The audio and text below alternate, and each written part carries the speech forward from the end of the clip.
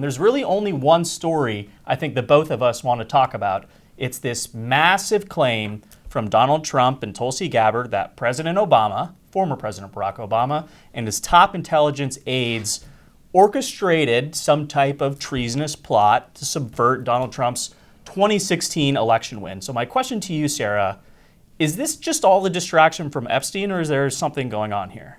I really think there's something going on here. It's a very substantial set of allegations that have been leveled by CIA Director John Ratcliffe and DNI Tulsi Gabbard. They are alleging that during the transition between Obama and Trump, the Obama intelligence agency essentially fabricated intelligence to suggest that Russia's aim was to help Donald Trump win the election.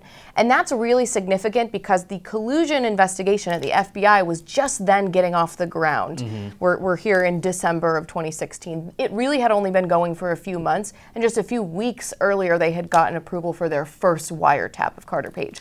That collusion investigation could not have continued if the intelligence community discovered that actually Russia was pretty ambivalent about who won. There would have been nothing to collude on if Russia wasn't trying to help Trump win. So they invented a claim for which there was no basis to ensure that the collusion investigation didn't have to be shut down. That's a hugely significant claim from DNI Tulsi Gabbard. However, there's a risk here. I don't think Obama's going to jail. Actually, I'll just say it right now. Obama is not going to jail at all. And you actually got a question to DNI Gabbard about the legality of all this, didn't you? I know you said you would leave the charging to DOJ, but the statute of limitations on conspiracy is 5 years. So what else could they possibly pursue besides treason? I think that's a great question for Attorney General Pam Bondi. We're providing all of the evidence, all of the intelligence that we have, both redacted and unredacted versions, referring it to the Department of Justice and the FBI.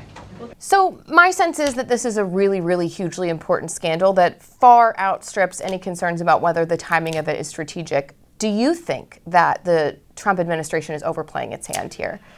It's hard to say. Because on the one hand, Donald Trump has been able to get out of any number of, scenarios that require ridiculous mental gymnastics over the years. So what makes the Epstein saga different? I think Tulsi Gabbard herself might be overplaying her hand a little bit because you saw in that clip, she comes to the White House, she briefs us on these new allegations, says, I'm recommending everyone, Barack Obama, James Clapper, Brennan, everybody, Comey, to the DOJ for investigations and for prosecution.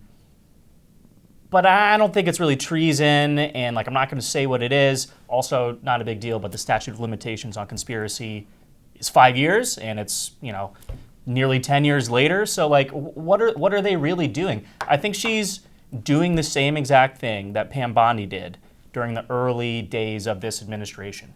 She feeds red meat to the base, and then, once it turns out that these claims aren't not even necessarily false, but not exactly what you told your voters you would be doing for years, they justifiably get mad.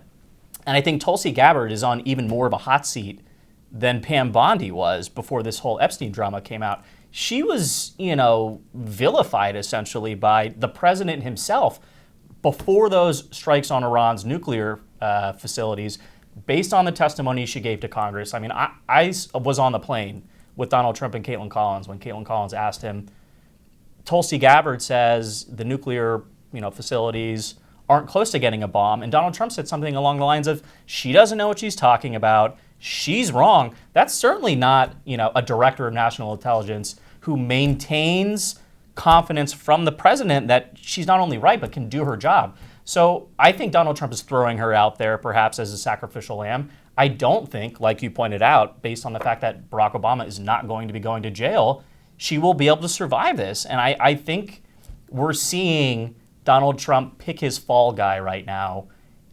And I think that's bad news for Tulsi Gabbard. That being said, there are some very damning claims here if found to be true. And I think anyone, regardless of your political persuasions, would agree the intelligence community, the justice system should not be weaponized to either go after normal Americans because of your own party's beliefs or because you lost the election. Because at the end of the day, like, what are we doing here? The libertarians were right. We should just get rid of government entirely because they are acting tyrannically. That being said, rant aside, who's really in trouble here from Obama's inner circle, if anyone? I think that the name at the top of that list would be former CIA Director John Brennan, who has said repeatedly in testimony to Congress, in the public domain, and in media interviews since then, that the Steele dossier was not used in the creation of this claim that Trump, Russia wanted to help Trump win. He has said it more recently than 5 years to Congress. So the false statements situation is probably where there's the most fruit here. But I would actually disagree with you that Tulsi Gabbard is in the same boat as Pam Bondi, because Gabbard has done her part. She uncovered all of this. She fought institutional forces within the Office of the Director of National Intelligence to declassify all of this.